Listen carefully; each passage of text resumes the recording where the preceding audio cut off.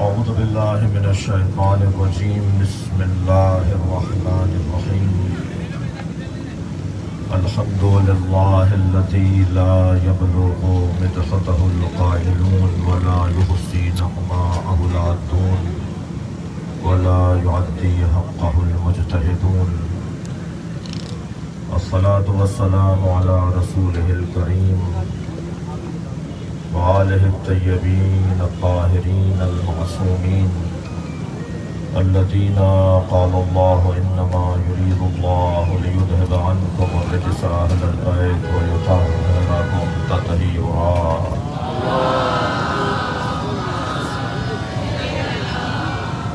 ولعنة الله على أعدائهم أجمعين من يوم عداوتهم إلى قيام يوم الدين. أما بعد قال الحكيم في قرآن الكريم بسم الله الرحمن الرحيم يا أيها الذين آمنوا كتب عليكم الصيام كما كتب على الذين من قبلكم لعلكم تتقون. صلوات.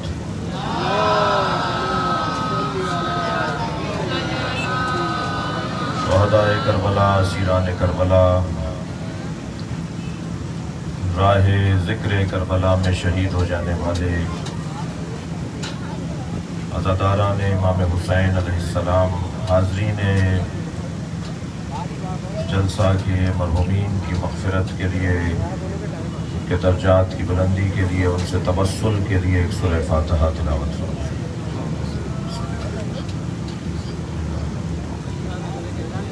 الرحمن الرحیم.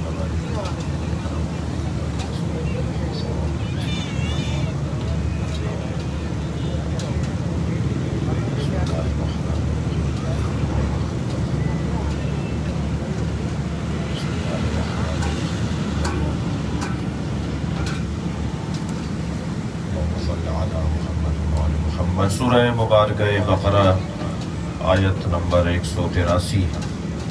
پروردگار عالم اپنے اس کلام میں ارشاد فرما رہا ہے یا ایھا الذین آمنوا، اے صاحبان ایمان، قسمت ہے، عزت ہے ان لوگوں کی جن سے اللہ بات کرتا ہو. اے صاحبان ایمان، کتب علیکم الصیام، تم پر روزوں کو فرض قرار دیا گیا ہے. کما کتب علی الذین من قبلکم، جیسے تم سے قبل، تم سے پہلے والوں پر بھی روزوں کو واجب قرار دیا گیا تھا. لعلکم تتقون، مقصد صرف یہ ہے کہ کسی طرح تم صاحب تقویٰ ہو جاؤ. اللہ ہمیں متقی دیکھنا چاہتا ہے. ماہ صیام، ماہ مبارک رمضان کا پہلا روزہ گزرا ہے، اور کل ہم اس سلسلے کو آگے بڑھانے کے لیے انشاءاللہ اپنی بساعت، اپنی طاقت و توانائی کے مطابق اللہ کی بارگاہ میں حاضری دیں گے. میں اپنے خطاب کو 2 حصوں میں تقسیم کر رہا ہوں. پہلا حصہ تو اس مجلس سے قبل جو کچھ ماہ مبارک رمضان کے حوالے سے رہا، اور رمضان، ماہ مبارک رمضان کے حوالے سے جو اس جگہ قرآن کی تفسیر، مناجات، دعائیں، تلاوت قرآن، اسی فضا کو محفوظ رکھتے ہوئے وہ خطبہ جو نبی مکرم حضرت محمد مصطفیٰ صلی اللہ علیہ وآلہ وسلم نے شعبان معظم کے اختتامی ایام میں ماہ مبارک رمضان کے استقبال کے لیے ارشاد فرمایا، اس خطبے کا متن پڑھ کر اور اس کا ترجمہ کر کے، اور جہاں ضرورت سمجھوں اور مناسب ہو وہاں بہت ہی مختصر سی تشریح جو بزرگوں سے سیکھی اور سنی ہے، وہ میں آپ کے سامنے بیان کر کے اپنی گفتگو کا دوسرا حصہ، اور کوشش یہ ہے کہ بہت طویل گفتگو نہ ہو، اگرچہ یہاں اگر طویل گفتگو ہو بھی جائے تو کوئی قباحت نہیں ہے. بے شک نبی مکرم خطاب ارشاد فرما رہے، آپ کے سامنے بیٹھے ہوئے اصحاب، آپ کے شاگرد، آپ سے تربیت لینے والے ایسے ایسے لوگ ہیں کہ جن میں ایک بہت بڑا نام مولا کائنات امیر المومنین علی بن ابی طالب اللہم صلی علی محمد وآل محمد۔ مولا علی علیہ السلام اس خطبے میں موجود ہیں، اور اس خطبے کی روایت امام علی رضا علیہ السلام سے ہے۔ ان الرضا عن آبائہ، روایت کا آغاز یہاں سے ہوتا ہے کہ امام رضا فرماتے ہیں کہ انہوں نے اپنے آبا و اجداد سے سنا، عن علی علیہ السلام، اور ان آبا و اجداد نے مولا علی علیہ السلام سے سنا، قال ان رسول اللہ صلی اللہ علیہ وآلہ خطبنا ذات یوم، مولا رسول اللہ نے ہم سے خطاب کیا، خطاب فرمایا، اور خطاب میں فرمایا فقال یا ایھا الناس انا قد اقبل الیکم شہر اللہ، اے لوگو، حسن یہاں نبی کے خطاب میں یہ ہے کہ عوام سے، لوگوں سے خطاب کر رہے ہیں، مخصوص مسلمانوں سے اور مومنوں سے خطاب نہیں ہے، کیا بات ہے۔ جس کا شاید ایک پیغام یہ ہو کہ اللہ کے احکامات تمام انسانوں کے لیے ہیں، ان احکامات پر عمل کرنے والے کو مومن کہا جاتا ہے، ورنہ دسترخوان معرفت اللہ کے پیغامات کا دسترخوان عمومی ہے۔ لہذا سرکار نے اس خطبے میں ایھا الناس، اے لوگو کہہ کر خطاب کیا ہے، اور اس خطبے کو عمومی قرار دیا۔ شاید اس خطبے میں عمومیت کا ایک سبب یہ بھی ہو، یا عمومیت کی وجہ سے سرکار کے خطاب میں جو الفاظ ہیں، جو آپ کے کلمات عالیہ ہیں، ان میں جو عمومیت پائی جاتی ہے وہ بھی روشن ہے اور دیدنی ہے۔ جیسے مولا کائنات کی تحریر جو آپ نے حضرت مالک اشتر کو مصر کا گورنر بناتے ہوئے عہد نامہ مالک اشتر کے نام سے ہم یاد کرتے ہیں، اس میں عجیب بات یہ ہے کہ مولا نے پوری تحریر میں کسی آیت سے استفادہ نہیں کیا، مولا علی علیہ السلام نے احادیث سے استفادہ نہیں کیا۔ میں خطیب، میں ذاکر اگر اپنا خطاب آیات قرآنی سے مزین نہ کروں تو میری بات میں اعتبار نہیں ہوتا، میں اگر اپنے خطبے میں احادیث سے استفادہ نہ کروں تو میری بات پر لوگوں کو یقین نہیں آتا، میں اپنی بات کو معتبر بنانے کے لیے آیات قرآنی سے استفادہ کروں، احادیث پیغمبر سے استفادہ کروں، اقوال معصومین سے استفادہ کروں، یہ ہمارا طریقہ۔ لیکن جو خود ذات قرآن ہو، جو مجسم قرآن ہو، وہ علی بن ابی طالب اتنے بڑے خط میں ایک آیت سے بھی استفادہ نہیں کر رہے۔ اس کا سبب بہت روشن یہ ہے کہ اگر مولا نے قرآن کی آیات سے استفادہ کیا ہوتا، اگر میرے مولا نے احادیث سے استفادہ کیا ہوتا تو پھر ہندو اس خط کو نہ پڑھتا، عیسائی اس خط کو نہ پڑھتا، یہودی کہتا یہ مسلمانوں کے لیے لکھا گیا ہے۔ لیکن آج اعزاز ہے میرے لیے اور آپ کے لیے کہ جب سیکرٹری جنرل اقوام متحدہ پوری دنیا کے کامیاب نظام ہائے حکومت کی ترتیب اور ان تحریروں کو ایک جگہ جمع کرتا ہے تو سب سے پہلا نام مولا علی کا لیتا ہے، اور کہتا ہے گزشتہ سیکرٹری جنرل میں، آج سے مراد میری، مجھے معلوم ہے آج نہیں ہے وہ، لیکن گزشتہ جو اقوام متحدہ کا ذمہ دار تھا وہ باقاعدہ اٹھا کر کہتا ہے کہ کامیاب ترین نظام حکومت میں اگر کوئی نظام حکومت تحریر کر کے دیا گیا ہے تو وہ مسلمانوں کے رہنما علی بن ابی طالب کا ہے، اور وہ اس کے ثبوت بھی میرے پاس موجود ہیں۔ اور پھر ہندوستان میں راجیو گاندھی نے اسے چھپوایا، قائد اعظم رحمۃ اللہ علیہ جن کے جوار میں ہم بیٹھے ہیں، انہوں نے علامہ رشید ترابی سے کہا کہ مجھے اردو نہیں پڑھنا آتی، مجھے اس کا انگلش ترجمہ کر کے دیں، تو علامہ رشید ترابی نے اس کا انگلش ترجمہ کر کے دیا، اور وہ خط بھی علامہ رشید ترابی کا انگلش ترجمہ موجود ہے۔ اور پھر اسی طرح گورنر جہادات خان نے چھپوایا، اور ایک لمبی لسٹ ہے کہ پوری دنیا میں کس کس نے مولا علی کے اس خط کو چھپوا کر عام کیا۔ ہم نے بھی پچھلے دنوں موجودہ حکومت کے ذمہ داروں کو وہ خط دیا تھا، اور وہ انگریزی ترجمہ علامہ رشید ترابی والا دیا، اور پھر ابھی پچھلے دنوں اور اس کو چھاپا گیا ہے پاکستان میں، شاید ابھی عام نہیں ہوا۔ غرض وہ خط مولا کا کیونکہ عمومی ہے اور اس میں عقلیات سے متعلق گفتگو ہے، فطریات سے متعلق گفتگو ہے، اس میں انسان کی نفسیات سے متعلق گفتگو ہے، اس میں یہ بات ہی نہیں ہے کہ یہ مسلمانوں کے لیے ہے، اس لیے کہ اسی خط میں آگے جا کر مولا فرماتے ہیں مالک میں جہاں تمہیں حاکم بنا کر بھیج رہا ہوں وہاں تمہارے دو طرح کے بھائی ہوں گے، یا تمہارے دین میں تمہارے بھائی ہوں گے یا انسان ہونے میں تمہارے بھائی ہوں گے۔ تو ایک عمومی پیغام اور جو سب کے لیے، یہاں بھی سرکار دو جہاں نے ایھا الناس کہہ کر خطاب فرمایا، اور فرمایا انہ قد اقبل الیکم شہر اللہ بالبرکت والرحمت والمغفرہ. جان لو اللہ کا مہینہ تمہارے قریب آ رہا ہے، تم سے ملنے آ رہا ہے، تین چیزیں لے کر آ رہا ہے، برکتیں لے کر آ رہا ہے، رحمتیں لے کر آ رہا ہے، مغفرتیں لے کر آ رہا ہے. زیادہ ہر جگہ رک نہیں پاؤں گا، لیکن برکتوں کا یہ پہلا عشرہ اہل سنت برادران کے ہاں بھی احادیث اور ہمارے ہاں جو پیغامات ملے ہیں اس میں عشروں کی تقسیم بھی ہے، لیکن اس پیغام سے متعلق سرکار کے اس فرمان کے مطابق یہ جو پہلا عشرہ ہے یا پہلے ایام ہے یہ برکتوں والے ایام ہیں، اور ہم الحمدللہ یہاں استقامت کے ساتھ آپ تشریف فرما ہیں، اور جو شخصیات ہیں، قائدین ہیں اس ایکشن اور اس مسنگ پرسن کمیٹی کے جو مشترکہ ذمہ داران ہیں، ان کی استقامت، ان کی بہادری، ان کی شجاعت، ان کے اپنے بات پر قائم رہنا اور اپنے نظریے پہ قائم رہنا، اور پھر اس عشرے کا عنوان برکت کا ہونا، انشاءاللہ برکتیں نصیب ہوں گی، اور بہت جلد ہم اچھی خبریں سننے کو اس جگہ پر آمادہ ہیں، اور انشاءاللہ اچھی خبریں سنیں گے. صلوات پڑھیں گے محمد. اللہم صلی علی محمد. ایک مرتبہ دونوں ہاتھوں کو بلند کر کے نعرہ تکبیر پوری قوت کے ساتھ، نعرہ تکبیر، نعرہ رسالت، نعرہ حیدری. برائے خوشنودی و تعجیل ظہور امام زمانہ بآواز بلند صلوات. شہر ہوا عند اللہ افضل الشہور. نبی فرما رہے ہیں ایسا مہینہ تمہارے قریب برکتیں اور رحمتیں اور مغفرتیں لے کر آ رہا ہے کہ جو تمام مہینوں میں افضل ہے. وَأَيَّامُهُ أَفْضَلُ الْأَيَّامِ، اس کے دن تمام سال کے دنوں سے افضل ہے. وَلَيَالِيهِ أَفْضَلُ اللَّيَالِي، اور اس کی راتیں تمام سال کی راتوں سے افضل ہیں.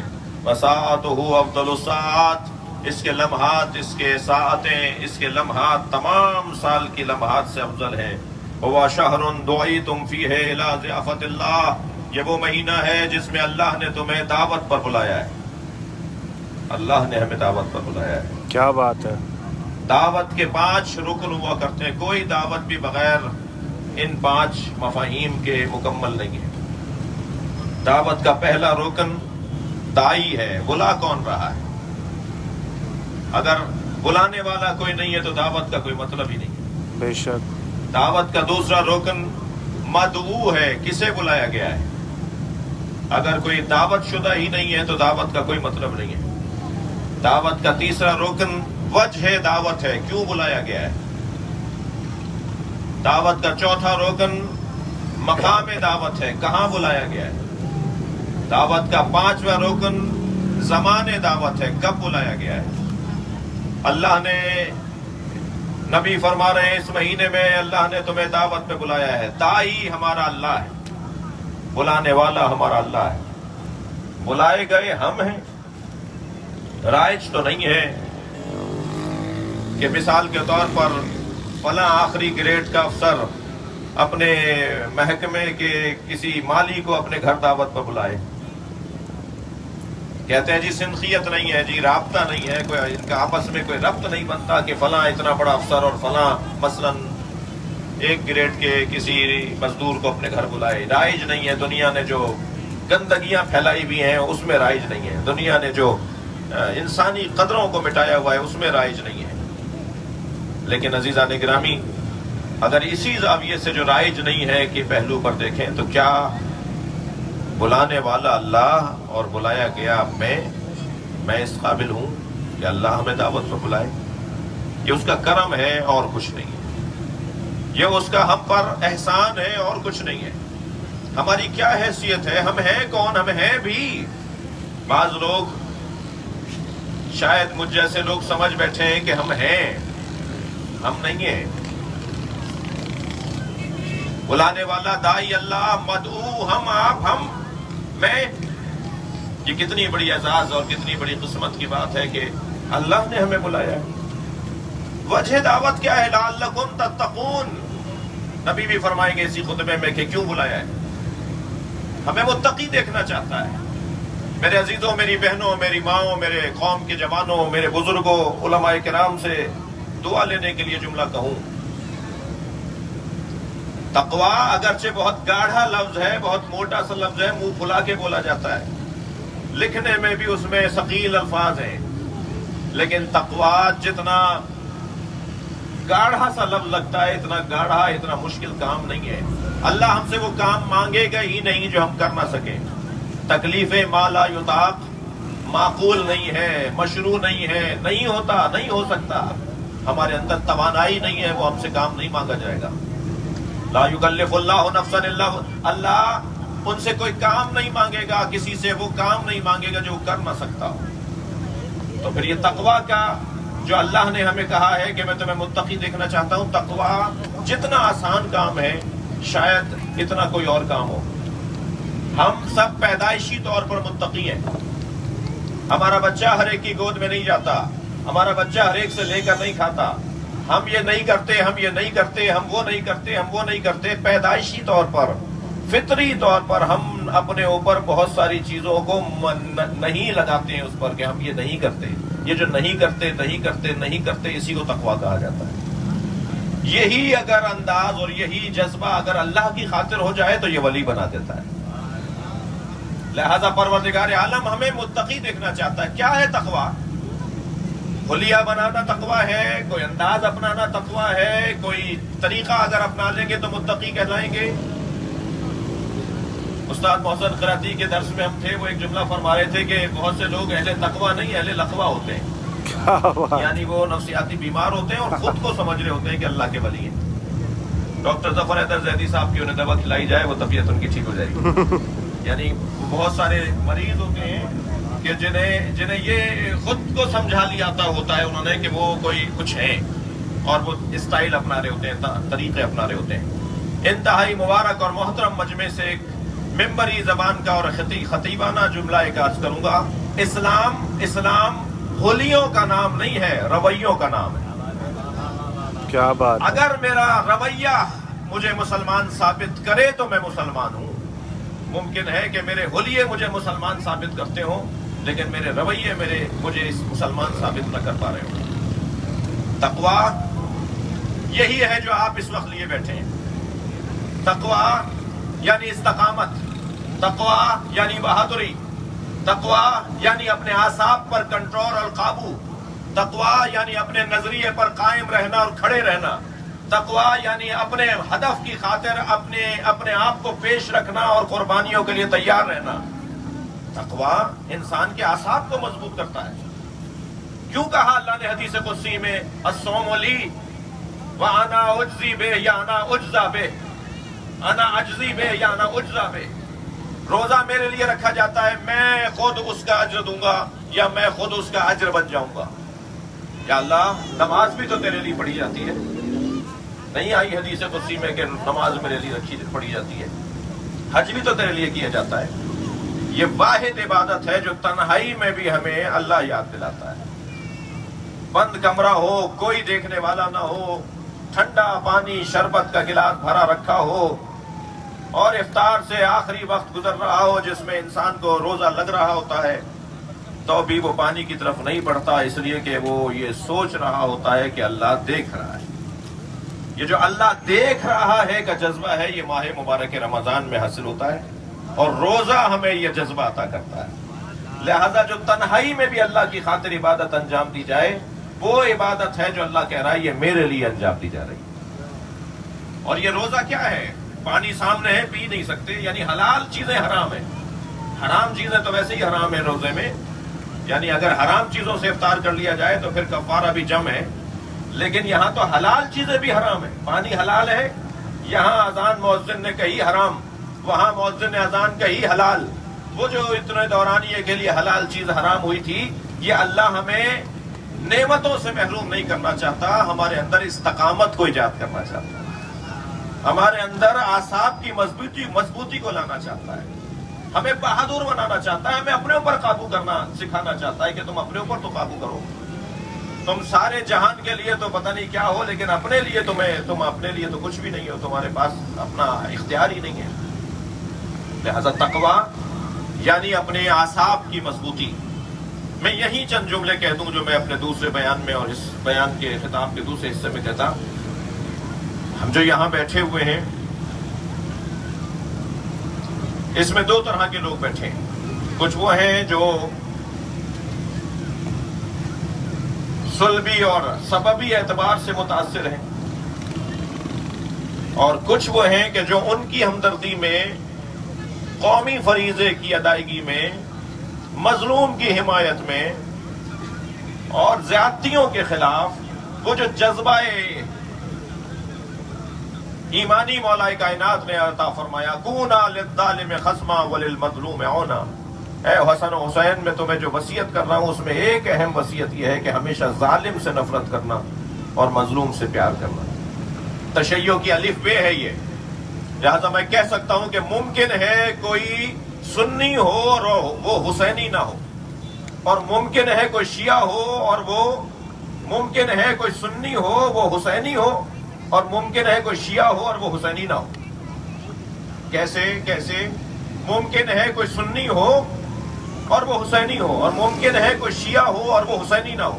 بس جو بھی ظالم سے نفرت نہیں کرتا، چاہے اس کا حلیہ شیعوں والا ہو، وہ حسینی نہیں ہے، اور جو بھی ظالم سے نفرت کرتا ہے چاہے اس کا حلیہ شیعوں والا نہ ہو، وہ حسینی ہے۔ یہ وہ الف بے ہے جو مولا کائنات نے ہمیں اپنے فرزندان سے، اور پھر اس میں فرمایا کہ یہ میری وصیت ان لوگوں کے لیے ہے کہ من بلغ کتابی و اہلی و عیالی و من بلغ کتابی، یہ میں تمہیں وصیت کر رہا ہوں، اور اپنے اہل و عیال اور ان تک یہ وصیت میری پہنچا دو جو مجھ سے محبت کرتے ہیں، جن تک یہ میری بات پہنچے ان تک پہنچاؤ۔ یعنی ہمیں بھی مولا نے وصیت فرمائی ہے۔ لہٰذا یہاں دو طرح کے لوگ بیٹھے ہوئے ہیں، ایک وہ سلبی اور سببی لوگ بیٹھے ہیں جن کے یا بیٹے یا بھائی یا مثلا باپ متاثر ہیں، یا سببی ہیں، زوجائیں ہیں، اور وہ افراد یہاں تشریف فرما، اور ایک طبقہ جن میں شخصیات تشریف فرمائے ہیں اور مومنین تشریف فرمائے اور آ رہے ہیں اور جا رہے ہیں، اور مسلسل کیونکہ دھرنے کی کیفیت ایسی ہی ہوتی ہے، وہ بیٹھے ہیں مظلوموں سے حمایت کرنے کے لیے، مظلوموں کی حمایت کرنے کے لیے اور ان سے اظہار یکجہتی کرنے کے لیے۔ دونوں کو ایک بات کا خیال رکھنا ہوگا، میں اپنے حصے کی بات کروں گا، اور وہ اس بات کا خیال رکھنا ہوگا کہ سب سے پہلا بنیادی جو پیغام اور جو بنیادی رکن کامیابی ہے وہ یہ ہے کہ استقامت کا دامن ہاتھ سے نہ جائے، ہار نہیں ماننی، مقصد حاصل ہونے تک جانا نہیں ہے۔ ہر شخص اپنی حیثیت اور اپنی توانائی کے مطابق، جب اللہ ہم سے ہماری حیثیت سے زیادہ کام نہیں لیتا تو میری قوم کو مجھ سے توقع کیوں ہے؟ ہر شخص خود تولے گا نا، آپ خود تولیں گے کہ آپ کے اندر کتنی صلاحیت ہے اور آپ کیا کر سکتے ہیں۔ میں خود تولوں گا نا، فلاں میرے بھائی خود طے کریں گے نا کہ وہ کیا کر سکتے ہیں۔ نہ ہی اللہ نے مجھ پر آپ کو اور نہ مجھے آپ پر کوتوال بنایا ہے کہ میں فیصلے کروں آپ کے بارے میں اور آپ میرے بارے میں۔ ہر شخص کو اپنی ذمہ داریوں کی ادائیگی کا احساس ضرور دلایا جائے، مگر اس احساس کے ساتھ پھر اس کے اوپر جیسے آج ڈنڈے چلے، اگر ہمارے ہاں زبانوں کے ڈنڈے چل رہے ہوں تو کیا فرق ہے آپ میں اور کسی اور میں؟ اگر میسجوں کے ڈنڈے چل رہے ہوں، اگر بے ادبیوں کے ڈنڈے چل رہے ہوں تو کیا فرق ہے آپ میں اور کسی اور میں؟ مؤدب رہنا ہوگا، مہذب رہنا ہوگا، حقائق کو یا جاننا ہوگا یا جاننے والوں پر اعتبار کرنا ہوگا۔ اگر اس انداز سے ہم نے جو ماضی میں غلطیاں کی ہیں، یا میں کہوں غلطیاں نہیں تھیں، وہ اس وقت میں مسائل زیادہ پیچیدہ تھے اور مشکلات ذرا اپنی نوعیت کی تھیں، اور اگر غلطیاں بھی تھیں تو ان غلطیوں کو اور ان طریقوں کو دوبارہ دہرانا نہیں ہے۔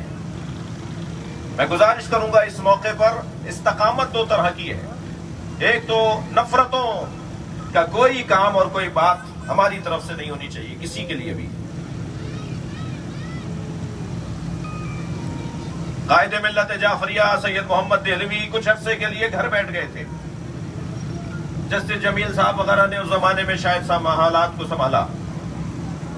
जब वो दोबारा आए मंजर आम पर, तो इतने दौरानिए में जो उनके बारे में, आज तो ज़्यादा मुश्किल दौर है, उस ज़माने में तो पैगाम पहुँचते पहुँचते महीने लग जाता था, तो 1 महीने बाद दिल आज़ारी होती थी, तो फिर भी जख्मों पे मरहम आ जाता था कि ये पुरानी बात है।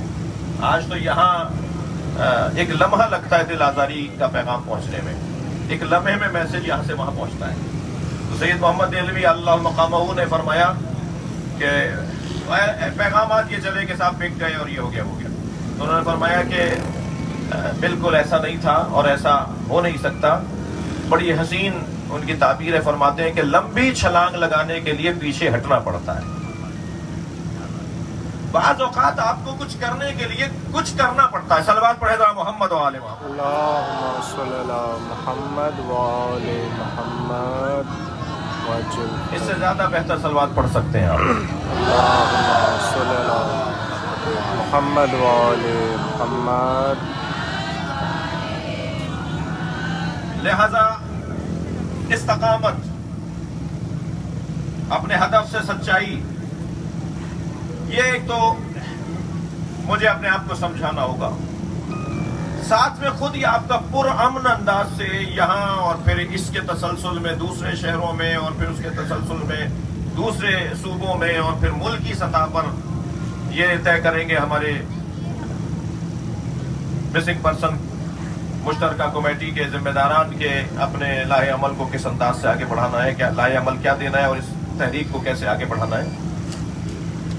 ये जब खुदा न खास्ता पहला तो पैगाम हमारा ये है कि हम एक ऐसे मुल्क में रहते हैं जिस मुल्क का आईन है, हम एक ऐसे मुल्क में रहते हैं जिस मुल्क में असम्बलियां हैं, हम एक ऐसे मुल्क में रहते हैं जिस मुल्क में कानून साज इदारे हैं, हम एक ऐसे मुल्क में रहते हैं जिस मुल्क के अंदर हिफाजती इदारे हैं, हम ऐसे मुल्क में रहते हैं जिस मुल्क की अदलिया अपने तकद्दुस की कायल है और अदलिया का तकद्दुस आलमी सतह पर माना जाता है। हम ऐसे मुल्क में रहते हैं जिस मुल्क में दानिश्वरों की तादाद अनगिनत है। हम ऐसे मुल्क में रहते हैं कि जहां गोल्ड मेडल लेने वाले और बड़े बड़े तमगे और उन्वानात लेने वाले आलमी सतह के नाबग़े रोजगार लोग रहते हैं। हम ऐसे मुल्क में रहते हैं कि जिस मुल्क में जवानों ने, खिलाड़ियों ने, दानिश्वरों ने, मुख्तलिफ शोबा है जिंदगी से ताल्लुक रखने वालों ने आलमी सतह पर अपनी काबिलियतों को मनवाया है। हम ऐसे मुल्क में रहते हैं कि जिसमें अल्लाह ने सारी नेमतें उतारी हैं। हम जोग्राफियाई एतबार से ऐसे महल वक़ू पर वाक़े हैं, ऐसे महल वक़ू पर हैं कि जहाँ परवरदिगार आलम का करम ही करम है। ये पाकिस्तान है, पाकिस्तान है। ये बनाने वाला और इसको सोचने वाला इंतहाई मुखलिस शख्स और वजूद थे। इसे सोचा था कायदे आज़म, सोचा था अल्लामा इक़बाल ने और बनाया था कायदे आज़म ने। इसमें सुन्नी शिया का बराबर का हिस्सा है, बल्कि बाज़ एतबारों से शियों का हिस्सा इसमें और भाइयों से ज्यादा है। मुस्लिम लीग के पहले कायद सर आगा खान थे। वो जो भी थे 6 और 12 का मसला हमारा मसला है, लेकिन ये तय है कि इस खित्ते में मुसलमानों की बेदारी का मसला, अगर किसी ने बेदारी की तहरीक अगर चलाई है तो वो भी वो कि जो अली और वलीउल्लाह पढ़ने वाले हैं और अली को खलीफा बिला फजल मानने वाले। बेशक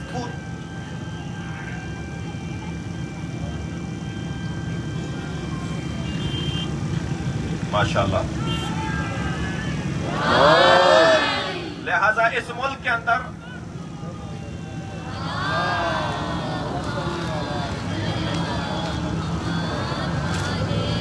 इतनी लंबी लिस्ट और इससे बड़ी लिस्ट बन सकती है। हमारा सवाल है कि जब यहाँ इदारे हैं, यहाँ कानून है, कायदे हैं, तो ये कैसे मुमकिन है कि एक बंदा 6-6 साल तक, कई साल तक लापता रहे और आपसे जब पूछा जाए तो आप कहें हम ढूंढ रहे हैं। कोई बड़ा है इस मुल्क का, कोई सरबरा है इस मुल्क का?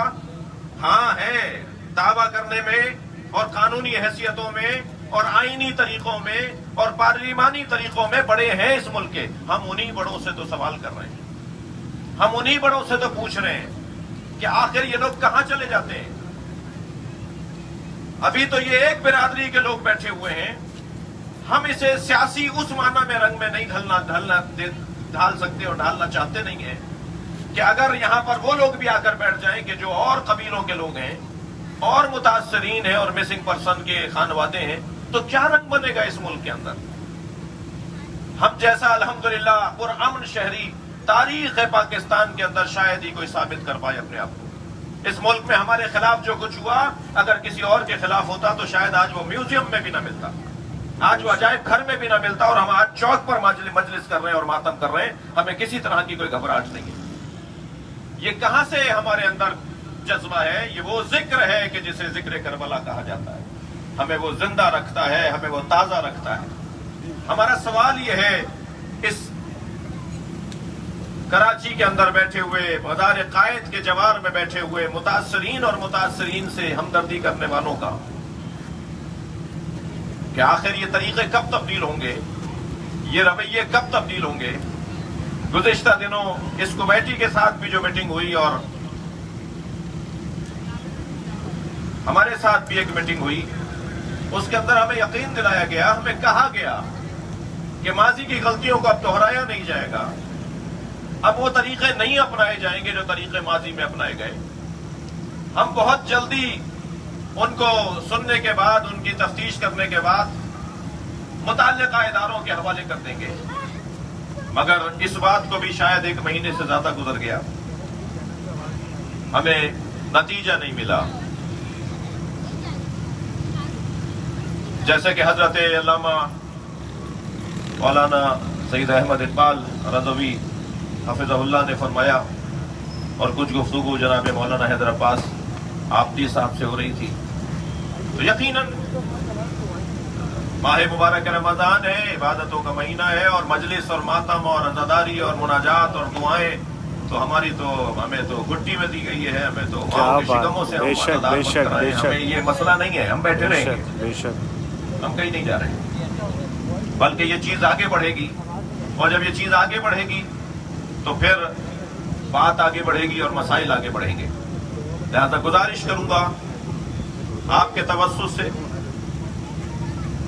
سول سوسائٹی کے اور مختلف طبقہ زندگی سے تعلق رکھنے والے تمام اداروں سے کہ اس مسئلے کو ذمہ داروں تک ان کو سنجیدگی کا احساس دلائیں اور اس مسئلے کو حل کی طرف لے کے جائیں۔ اور حل یہ بھی نہیں ہے کہ 4 آدمی 6 آدمی 10 آدمی بحال ہو گئے، حل یہ نہیں ہے، حل رویوں کا مسئلہ ہے، طریقوں کا مسئلہ ہے۔ آپ اپنے طریقوں کو بہتر کریں، یا تو کہہ دیجئے یہ طریقہ آئینی ہے تو ہم بھی اس آئین کو پڑھتے ہیں، اس قاعدے کو پڑھیں گے، اس شک کو پڑھیں گے کہ ہاں پاکستان کے آئین میں یہی طریقہ ہے، اور اگر طریقہ یہ نہیں ہے تو پھر وہ طریقہ اپنائیے جو قاعدہ قانون کہتا ہے اور معقول بھی ہے اور عالمی انسانی حقوق کے جو قوانین ہیں ان کے مطابق بھی ہو۔ تو میں پھر ایک مرتبہ مختلف طبقہ زندگی سے تعلق رکھنے والے افراد سے کہوں گا کہ آپ متوجہ ہوں اور اداروں کو متوجہ کریں اور متعلقین کو متوجہ کریں کہ اس مسئلے کو وہ کیسے حل کر سکتے ہیں۔ سرکار دو جہاں ارشاد فرما رہے ہیں کہ تمہیں تقوی دینے کے اللہ اعلان کر رہا ہے لعلکم تتقون، استقامت، اعصاب کی مضبوطی، اعصاب کی مضبوطی۔ اس مہینے میں وجعلتم فیہ من اہل الکرامہ، اللہ تمہیں اس مہینے میں اہل کرامت بنانا چاہتا ہے۔ انفاسکم فیہ تسبیح، سانس لے لو روزہ رکھ کر تو تمہارا سانس لینا تسبیح پروردگار ہے۔ وَنَوْمُكُمْ فِيهِ عِبَادَةٌ، تم اگر سو بھی جاؤ گے تو تمہارا سونا اللہ کی عبادت۔ وَعَمَلُكُمْ فِيهِ مقبول، تمہارا اس مہینے میں عمل مقبول ہے، ذرا کوئی اللہ کا ذکر تو کر لو، اس ذکر پہ تمہیں اجر ملے گا۔ وَدُعَاؤُكُمْ فِيهِ مُسْتَجَاب، دعائیں اللہ کا دروازہ کھل گیا ہے، رحمتوں کا، برکتوں کا، مغفرتوں کا، اس مہینے میں دعائیں مستجاب ہیں۔ فَاسْأَلُوا اللَّهَ رَبَّكُمْ بِالنِّيَّاتِ الصَّادِقَةِ، اللہ سے سچی نیتوں کے ساتھ دعا کرو اور بات کرو۔ وَقُلُوبٍ طَاہِرَةٍ، دلوں کو صاف کرو، اپنے دلوں کو صاف کرو۔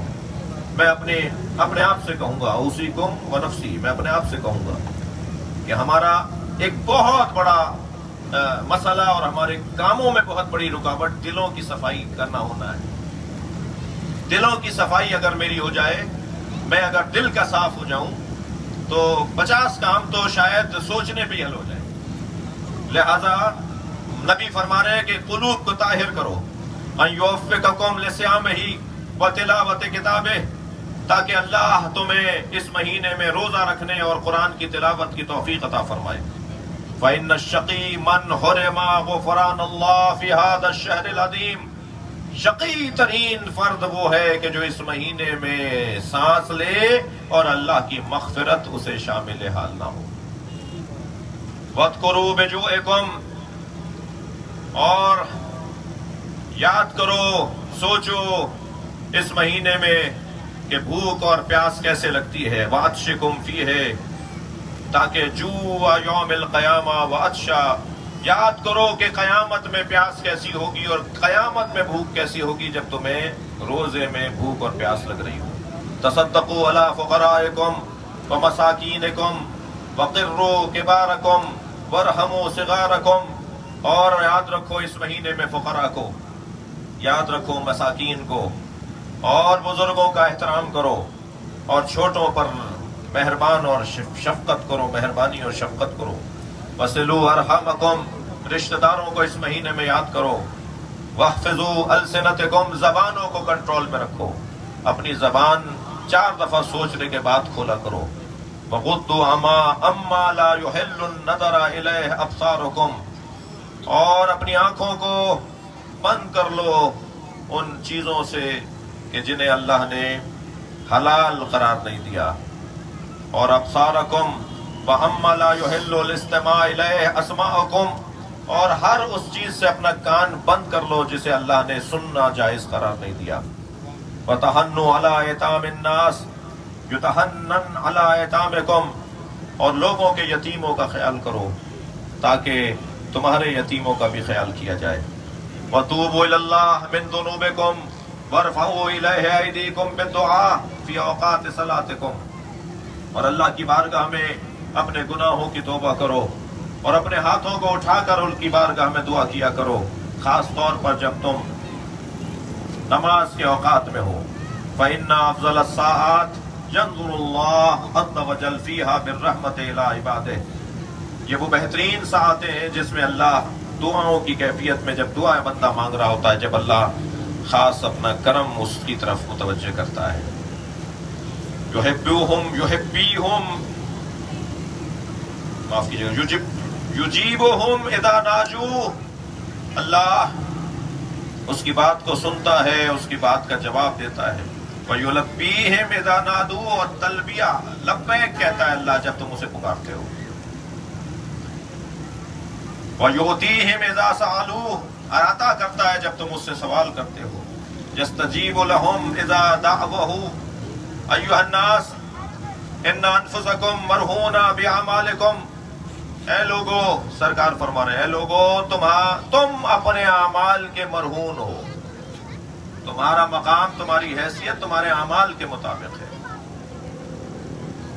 فَفَكُوهَا بِاسْتِغْفَارِكُمْ، اپنی گردنوں کو چھڑواؤ استغفار کے ذریعے۔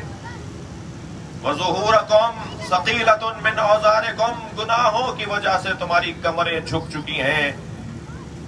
فَخَفِّفُوا عَنْهَا بِطُولِ سُجُودِكُمْ، اپنی گردنوں، اپنی کمروں پر لدے ہوئے گناہوں کے بوجھ کو اتارو طویل سجدوں کے ذریعے۔ وَاعْلَمُوا أَنَّ اللَّهَ أَقْسَمَ بِعِزَّتِهِ، اللہ نے قسم کھائی ہے کہ اللہ يُعَذِّبَ الْمُصَلِّينَ وَالسَّاجِدِينَ، اللہ نماز گزاروں کو اور سجدہ کرنے والوں کو عذاب نہیں کرے گا۔ وَلَا يُرَبِّعَهُمْ بِالنَّارِ يَوْمَ يَقُومُ النَّاسُ لِرَبِّ الْعَالَمِينَ، اور اللہ اپنی بارگاہ میں کھڑے ہونے والوں کو عذاب میں مبتلا نہیں کرے گا۔ ایھا الناس من فطر منکم صائما مؤمنا فی ھذا الشہر کان لہ بذلک عند اللہ عتق نسمۃ، اے لوگو اگر اس مہینے میں تم نے ایک بندے کو بھی افطار کرایا تو گویا ایسا جیسے تم نے ایک غلام آزاد کروا دیا۔ ومغفرۃ لما مضى من ذنوبہ، اور اس ایک افطار کرانے کی وجہ سے تمہارے سارے گناہ معاف ہو سکتے ہیں۔ قیل یا رسول اللہ فلیس کلنا یقدر علی ذلک، فقال صلی اللہ علیہ وآلہ وسلم اتقوا النار ولو بشق تمرۃ. ایک شخص کھڑا ہو گیا کہ یا رسول اللہ اگر ہم افطار نہ کروا پائیں لوگوں کو، ہمارے پاس وسائل نہ ہوں تو ہم افطار کہاں سے کروائیں؟ تو آپ نے فرمایا کہ تم اگر ایک کھجور بھی اسے کھلا کر اسے افطار کروا سکتے ہو تو یہی ثواب ملے گا. اتقوا النار، آگ سے بچو، ولو بشربۃ، ولو بشربۃ، چاہے ایک گھونٹ پانی کی وجہ سے تم افطار کروا سکو، ایک گھونٹ پانی سے افطار کروا سکو تو تمہیں اللہ آگ سے بچائے گا. آخری صفحہ ہے اور اس کی اختتام پہ میں آپ کی توجہ اور زیادہ چاہوں گا. ایھا الناس من حسن منکم فی ھذا الشہر خلقہ کان لہ جوادا علی صراط یوم تزل فیہ الاقدام. اے لوگوں اس مہینے میں اپنا اخلاق بہتر کرو، اس لیے کہ جس نے اس مہینے میں اپنا اخلاق بہتر کر لیا اس کے پاس ایسی جگہ سے گزرنے کی اجازت نامہ ملے گا، اسے ایسی جگہ سے گزرنے کے لیے کہ جہاں سے گزرنے والوں کے پیر ڈگمگاتے ہیں، جہاں سے گزرنے والے لڑکھڑاتے ہیں، ان کے ہاتھ میں ایک نامہ ہوگا جنہوں نے اس مہینے میں اپنے اخلاق کو بہتر کیا ہوگا. اے لوگو، اللہ اکبر. ومن خفف فی ھذا الشہر اما ما ملکت یمینہ خفف اللہ علیہ حسابہ. اگر اس مہینے میں تم نے اپنے ماتحت، اپنے نوکروں کا خیال کیا، اپنے ماتحتوں کا خیال کیا، تو پھر اللہ بھی تمہارے حساب میں تمہارا خیال کرے گا. ومن کف فیہ شرہ کف اللہ عنہ غضبہ. اگر اس مہینے میں کوئی اذیت اور آزار سے اپنے آپ کو روکے کہ نہیں مجھے کسی کو تکلیف نہیں پہنچانی چاہیے، تو پھر اللہ بھی تمہیں اپنے غضب سے دور کر دے گا اور اپنے غضب سے تمہیں معاف کر دے گا. فرمایا ومن اکرم فیہ یتیما اکرم اللہ یوم یلقاہ. اگر اس مہینے میں تم نے یتیم کا خیال رکھا تو اللہ قیامت میں تمہارا خیال کرے گا. ومن وصل فیہ رحمہ وصل اللہ برحمتہ. جس نے اپنے رشتہ داروں کا اس مہینے میں خیال کیا اللہ پھر اس کا خیال کرے گا اپنی رحمت کے ذریعے. ومن قطع فیہ رحمہ. اور جس نے اپنے ارحام اور رشتہ داروں کے ساتھ قطع تعلق کیا قطع اللہ عنہ رحمتہ. اللہ اپنی رحمت بھی اسے منقطع کر دے گا. اللہ اکبر. ومن ادى فیہ فرضا کان لہ ثواب من ادى 70 فریضہ. اگر ایک فریضہ یعنی ایک مستحب کام انجام دیا، معاف کیجیے گا، ایک فریضہ، ایک واجب انجام دیا، تو گویا اس مہینے میں اس نے 70 واجب انجام دیے، 70 واجبوں کے برابر اسے ثواب ملے گا. ومن اکثر فیہ من الصلاۃ علیہ ثقل اللہ میزانہ. اگر اس مہینے میں تم نے مجھ پہ درود کثرت سے بھیجا، اللہم صلی علی محمد وآل محمد. آخر تک تمام مومنین و مومنات مل کر تمام جوان پوری قوت اور طاقت کے ساتھ 3 مرتبہ بآواز بلند صلوات.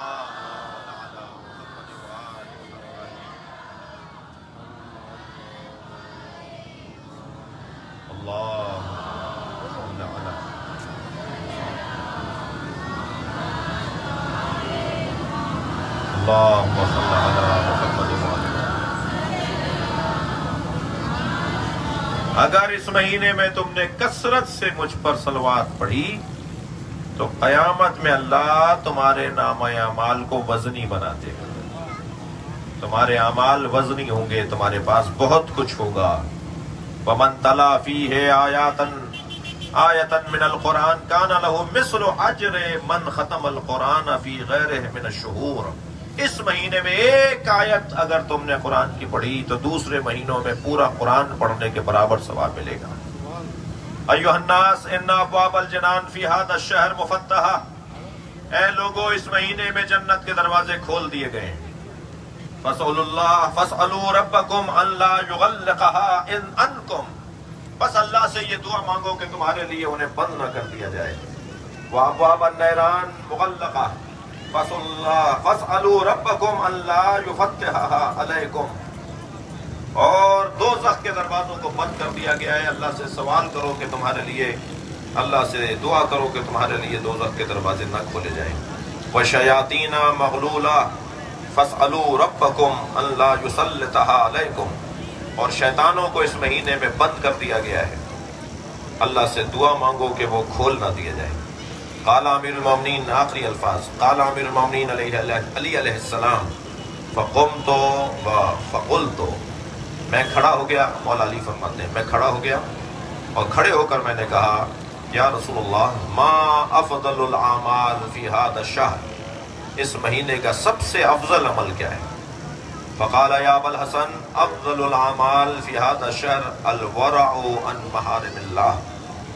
مولا نبی نے فرمایا یا علی، اس مہینے کا سب سے افضل عمل یہ ہے کہ اس مہینے میں حرام کاموں سے بچا جائے، حرام کاموں سے بچا جائے. ثم بکا، یہ کہہ کر مولا علی کی طرف دیکھنے لگے اور نبی زار و قطار رونے لگے.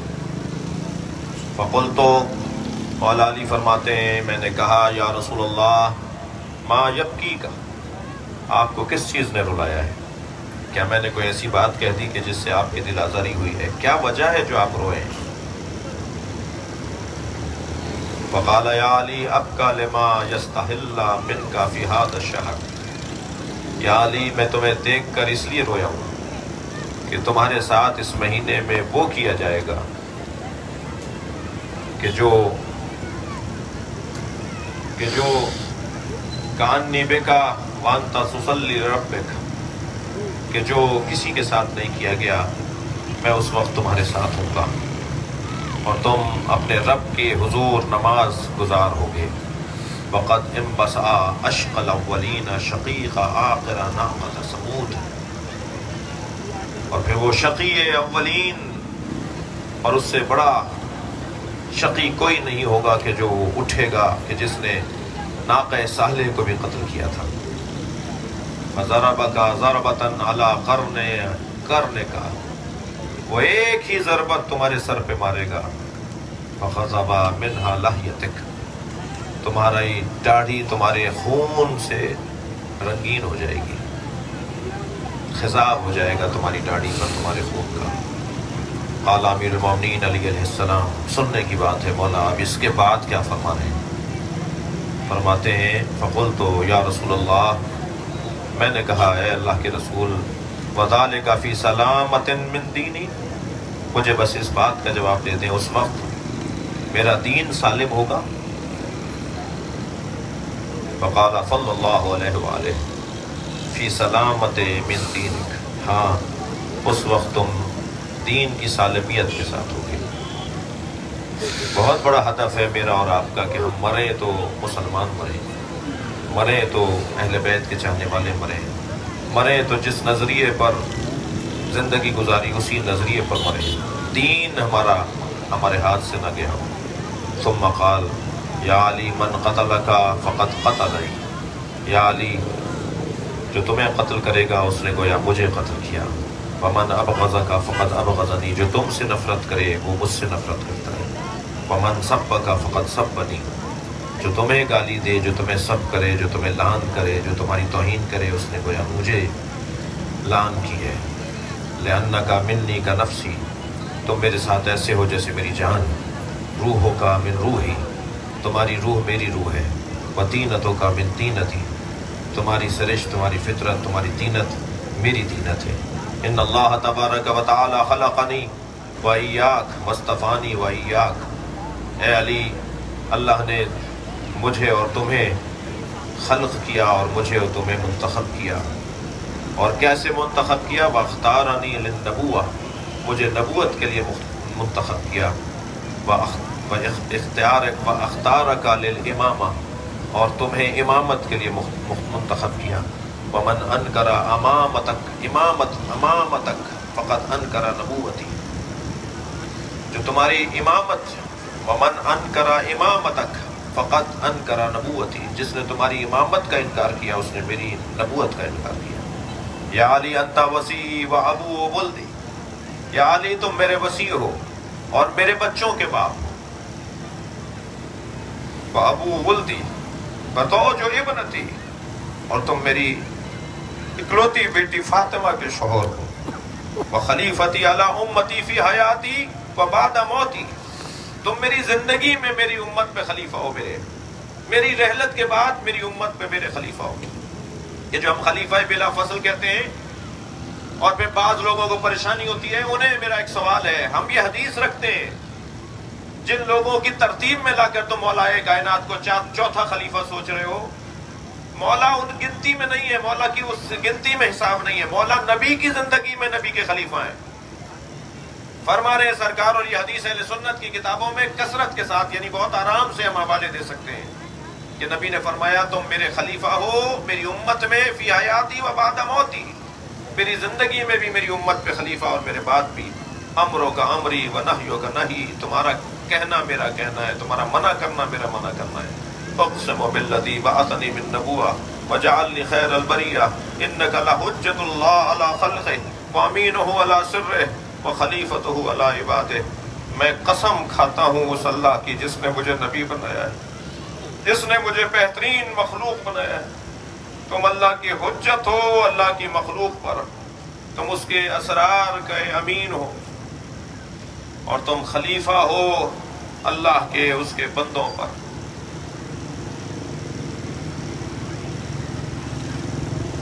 اس مجمع میں وہ مائیں بھی بیٹھی ہیں جنہیں یہ پتہ ہی نہیں ان کا بچہ زندہ ہے یا مر گیا۔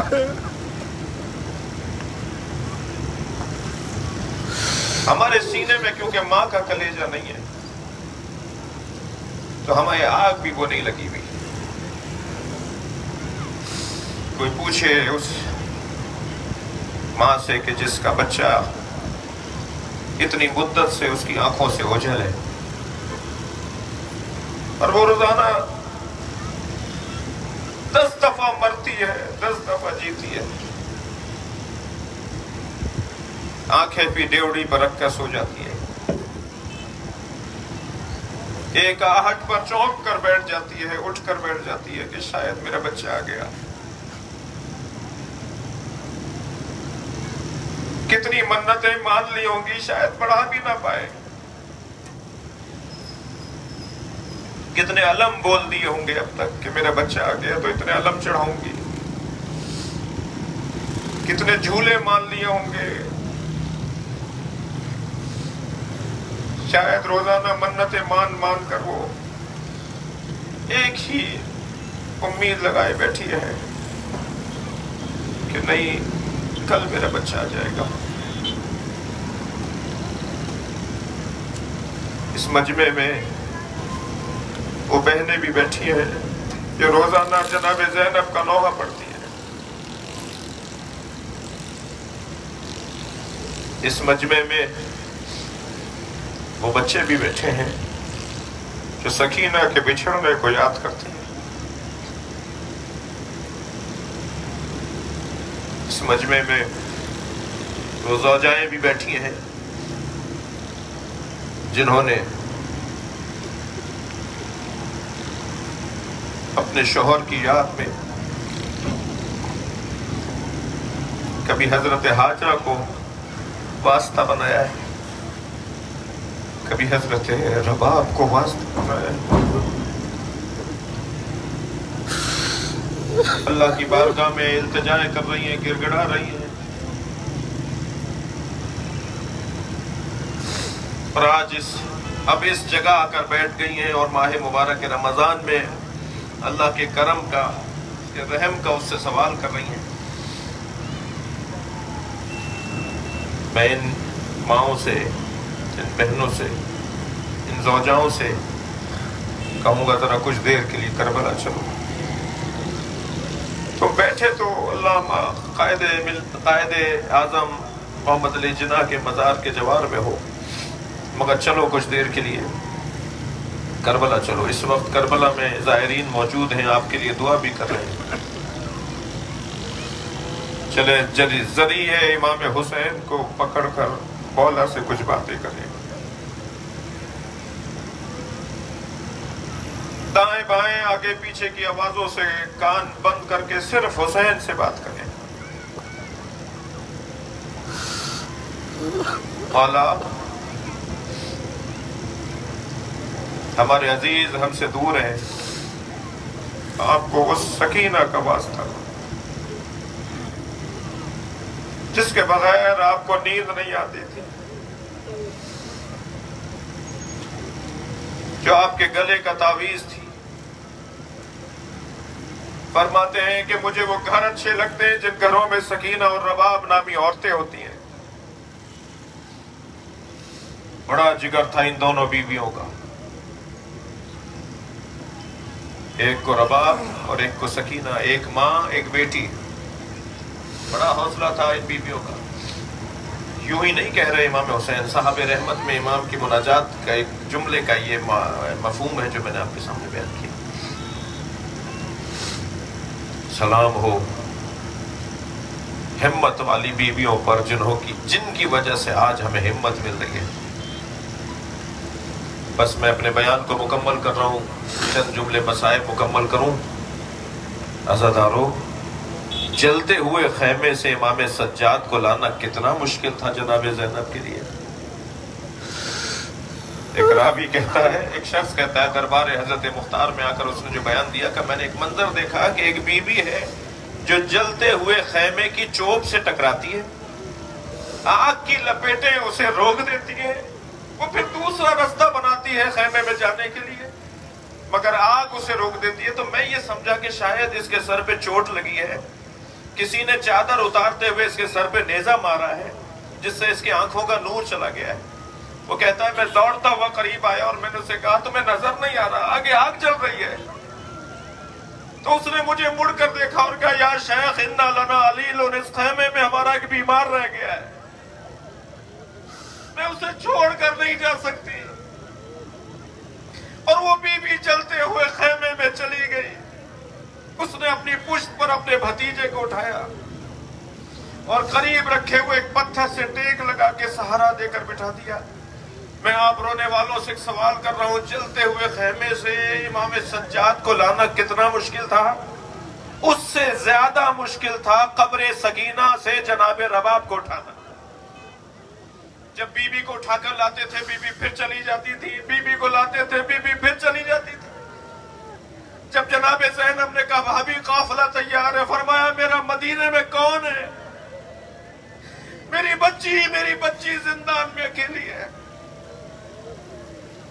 کس مشکل سے جناب رباب کو قبر سکینہ سے اٹھایا، اس کا بیان بہت مشکل ہے. خیمے لا کر محمل میں بٹھایا، ہماریاں تیار تھی، قافلہ چل رہا تھا. جیسے ہی قافلہ آگے بڑھا شام کی عورتوں نے آوازیں لگائی یا زینب الوداع الوداع یا زینب. جناب زینب نے محمل کا پردہ ہٹایا، شام کی عورتوں سے خطاب کر کے کہا مجھ پر ایک احسان کرو گی؟